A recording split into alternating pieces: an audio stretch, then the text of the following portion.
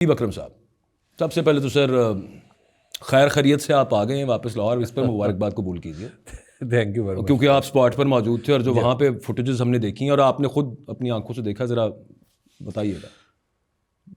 हम जब यहाँ से गए थे जुमे के रोज़, जी और जुमा था उस दिन, यानी 24 तारीख को। और जब हम गए बाजवा साहब, तो रास्ते में, आप तो ज़ाहिर आपकी यहाँ मसरूफियत थी तो आप नहीं जा सके, तो रास्ता भर हम जो चीज़ देखते रहे जो आम तौर पर मोटरवे पे जाने वालों को नहीं दिखाई देती, वो थी पुलिस की गाड़ियाँ। पंजाब पुलिस की बेशुमार गाड़ियाँ थी और बसेस थी। वो जो प्रिजन वैन्स होती हैं उनको कन्वर्ट किया गया था पुलिस की गाड़ी, यानी पुलिस को ट्रांसपोर्ट करने के लिए आम बसेस में।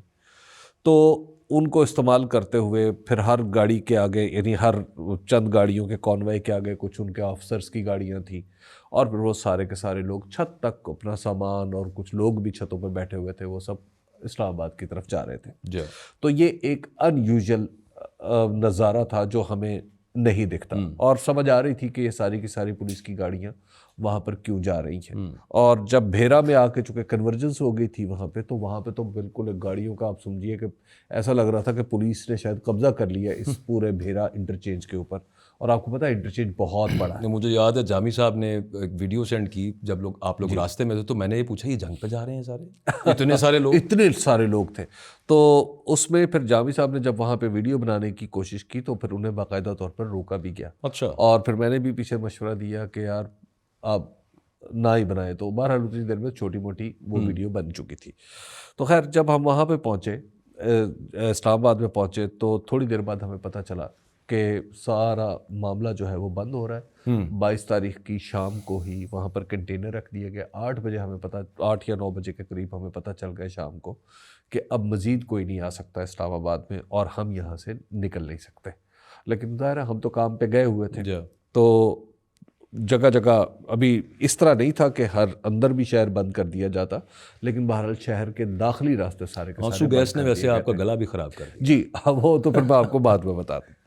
23 तारीख को हम देखते रहे कि 23 तारीख को कंटेनर्स जो थे उन्होंने रास्ता बंद करना शुरू कर दिया। वो यूं मामला हुआ कि पुलों के नीचे जो कंटेनर रखे गए, जितने भी ओवरहेड ब्रिजेस हैं उनके नीचे कंटेनर रखे गए, या किसी स्ट्रेटेजिक जगह पे कंटेनर रखे गए, लेकिन थोड़ा सा रास्ता, एक गाड़ी गुजरने का रास्ता छोड़ दिया गया ताकि उनको फौरी तौर पर बंद किया जा सके। मिट्टी की ट्रालियाँ जो थी वो जगह जगह नज़र आ रही थी, यानी मिट्टी की एक ट्राली जैसे आप उल्टवा लेते जी, और फिर उसको सड़क के ऊपर ही, कि ताकि अगर ब्लॉकेट के लिए एक तो वो रास्ता भी इख्तियार किया गया था। तो हम हफ्ते के दिन तो मूव करते रहे, लेकिन मोस्टली लोग जो है जिससे मिलने जाते थे या जो मिलने के लिए कहता था कि मैं तुम्हारी तरफ आ रहा हूँ, इस्लामाबाद सिटी में सबको शिकवा था। बल्कि शिकवे से ज़्यादा ये अनसर्टेनिटी थी कि मैं पहुँच भी पाऊँगा या नहीं।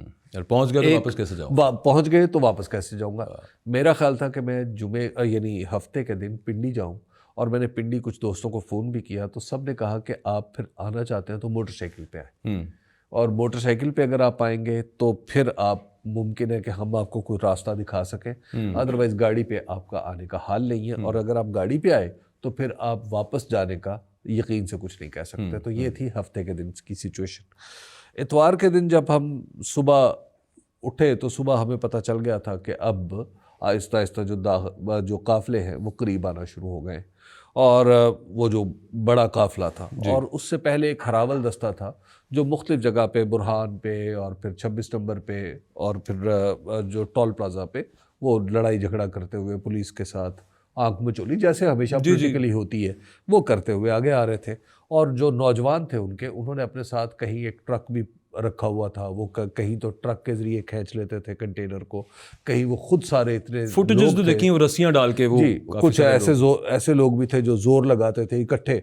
और आपको पता है कि फ्रिक्शन की वजह से कंटेनर को हिलाना बड़ा मुश्किल होता है सड़क पे, तो लेकिन वो उसको भी धक्का दे देते थे। और लेकिन एक दीवानगी थी नौजवानों में जो वहाँ पर नजर आ रही थी। मोस्टली जो बच्चे थे, बच्चे से मुराद ये कि मुझे तो बच्चे ही लगते, 22 साल 23 साल 24 साल 25 साल के लोग थे, जो मेरी उम्र के लोग थे, वो वो थोड़ा सा ज़रा पीछे थे लेकिन साथ कमिटेड थे, और बल्कि उन्हें अपने तजुर्बे की रोशनी में मशवरा दे रहे थे कि यहाँ से ज़ोर लगाओ तो यहाँ से तुम ज़ोर लगाओ, और इतने लोग ज़ोर लगाओ, उस तरफ से छोड़ दो, वहाँ से मौलाना फजल पत्थर हटा रहमान दो। साहब ने ये सवाल उठाया कि इतनी तैयारी के बावजूद और इतनी रुकावटों के बावजूद ये आ कैसे गए। वो सवाल भी शक क्रिएट करता है चीज़ों वो में। नौजवानों का जज्बा जो वहाँ पर देखता तो वो शायद ये सवाल ना कर पाता, वो ये सवाल उठता ही ना। जिन नौजवानों को मैंने, जिन लोगों को मैंने वहाँ पर देखा अपनी आंखों से, मेरे ज़हन में तो ये सवाल कतअन नहीं आया कि इन लोगों को आने में फैसिलिटेट किया गया है। अगर उनके रास्ते में जितने वो पुरजोश थे,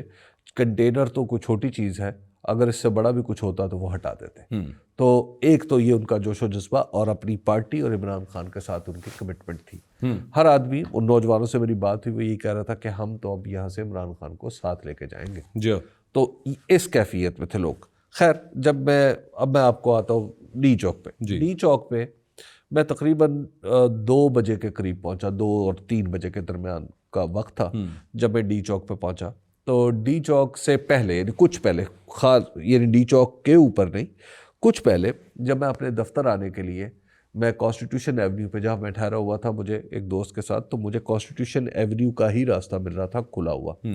खैर, वहाँ से ही हम गुजर रहे थे, वहाँ से हम आते थे मारगला से चक्कर लेके, फिर हम जो फैज़ाबाद वाली जो सड़क है जिसे फैसल एवेन्यू आपकी ये कि आप उस साइड पे ठहरे थे जहाँ पे सिक्योरिटी एजेंसीज भी थी पीछे ही। जी, तो फैसल एवेन्यू पर आके फिर हम अपने दफ्तर में जाया करते थे। खैर, तो उस दिन हुआ ये कि हम अपने दफ्तर से निकले और अपने रिहाइशगाह से निकले, तो रिहाइशगाह से हमें कन्वेंशन सेंटर के अंदर पार्किंग में से रास्ता मिला और फिर हम कॉन्स्टिट्यूशन एवेन्यू पे आ गए। कॉन्स्टिट्यूशन एवेन्यू पे जब आए तो बिल्कुल कौमी असम्बली के सामने, यानी डी चौक के इस हिस्से में, हमें पुलिस वालों ने कहा कि अब आप आगे नहीं जा सकते क्योंकि मारगला का रास्ता भी बंद कर दिया गया है। हमने कोशिश की उन पुलिस वालों को कह के कि जनाब हमें जाने दें, आप, हम देखते हैं, ट्राई करते हैं। उन्होंने ट्राई कर लें लेकिन आप वापस आएंगे। थोड़ी देर बाद हम, वही हुआ जो पुलिस वालों ने कहा था। हम गए तो वो रास्ता भी, बाहर निकलने का भी बंद था। ज़ाहिर है रास्ते की मुसीबत ये होती है कि जहाँ से बाहर निकलता है वहीं से अंदर नहीं आता, तो लिहाजा वहाँ पे वो रास्ता भी बंद था। फिर जब हम वापस मुड़े, बाजवा साहब यकायक गैर मामूली रफ्तार से रेंजर्स की और पुलिस की गाड़ियाँ चलना शुरू हो गई। उस वक्त तक फ़ौज जो थी वो जगह जगह हमें नज़र आ रही थी। जो इमारतें थी, जैसे कन्वेंशन सेंटर पे फ़ौजी पहुंच चुके थे, इसी तरह हर जो सरकारी इमारत जितनी भी कॉन्स्टिट्यूशन एवेन्यू इंपॉर्टेंट इंस्टॉलेशन, उसके सामने सब फौजी खड़े हुए थे। लेकिन जो रेंजर्स की गाड़ियाँ थी वो गैर मामूली रफ्तार से आ रही थी, और वो आ रही थी मारगला रोड की तरफ से टूवर्ड्स डी चौक। तो यानी कौमी असम्बली की जो इमारत थी उस तरफ से आते हुए उनके लेफ्ट पे थी। तो वहाँ से बड़ी तेज़ी से यूँ कही कि फौजी पहुँच तो चुके थे, नज़र आ रहे थे जी, नज़र फौजी जी हाँ। तो उस वक्त फिर जब रेंजर्स आ गए वहाँ पे, तो दूसरी तरफ जब हम कौमी असम्बली की तरफ से हम देख रहे थे कि वहाँ पर धुआं उठ रहा है और वहाँ से दूसरी तरफ से बाकायदा तौर पर फायर हो रहा है, इस तरह इसका जो टीयर गैस चल रही थी, टीयर गैस यानी इस तरफ से नहीं फेंकी जा रही थी, उस बाहर हमें साफ पता चल रहा था, और फिजा में एक बू जो थी वो मौजूद थी टीयर गैस की, आंसू गैस की। खैर, जब हम दोबारा फिर एक और सड़क खुली हमें मिली, वहाँ से हम दफ्तर पहुँचे और दफ्तर अपनी गाड़ी खड़ी करके वहाँ से फिर हम दूसरी गाड़ी पे, जो मार्क्ड गाड़ी थी मीडिया की, उसके ऊपर गए। वहाँ पे जाके हमने देखा वो ये था कि नौजवान थे और लोग थे, और डी चौक से कुछ फासले पे, नहीं चंद 100 फुट के फासले तक वो पहुँच चुके थे और डी चौक पर लड़ाई हो रही थी।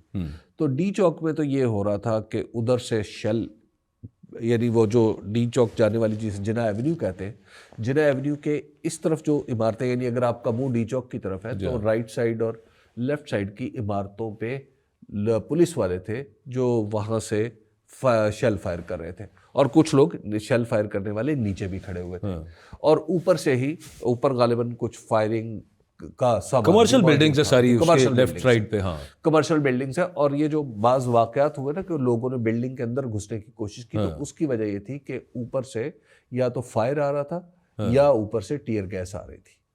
तो इस वजह से और 2-3 टीवी चैनल्स के ऑफिसेज एग्जैक्ट उसी जगह पे हैं। जी, और एक टीवी चैनल के छत के ऊपर लोग खड़े हुए थे, ये टीयर गैस फायर जी, करने टियर गैस फायर करने वाले।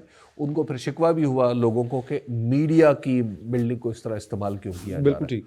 तो खैर जब वो वहाँ पर जब नौजवान आगे बढ़ते हुए नजर आ रहे थे तो काफिला जो था वो बिल्कुल साइट में भी नहीं था। यानी अगर आप उसको डी चौक को की तरफ पुश करके अगर आप देखें कि जिस तरफ से काफिले ने आना था तो दूर दूर तक दिखाई नहीं दे रहा था।